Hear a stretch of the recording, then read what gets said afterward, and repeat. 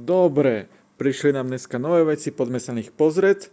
Ešte predtým náš web mal trošku výpadky posledné dny, a to primárne kvôli tomu, že bol že vraj zatažený server nám. Povedal prevádzkovateľ serveru, že sa to snažíme dať do poriadku. Čiže keby náhodou v blízkej dobe sa stalo, že nebude fungovať naša stránka, tak ne, neskončili sme, jak nám niektorí písali, ale proste len to prenášame na väčší, lepší server, hej.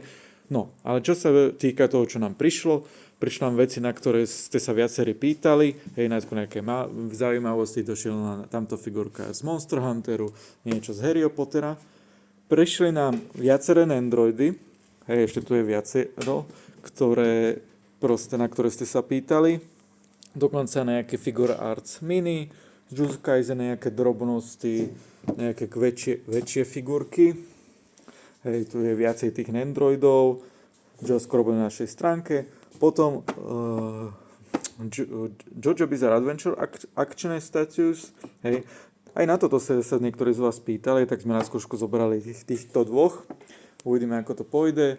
Potom nejaká klasika, nejaké pop-upky, Blue Archive, nejaké väčšie figurky, toto je úplne nádhera, ty kokos. Nejaké Sega figurky, Figure Arts, táto veľká Hatsune Miku nám prišla, a nemôžu chýbať nejaké erotické figurky. Ešte nám prišli aj nejaké Marvel Legends akčné figurky a Star Wars Black Series, tie už sú nahodené.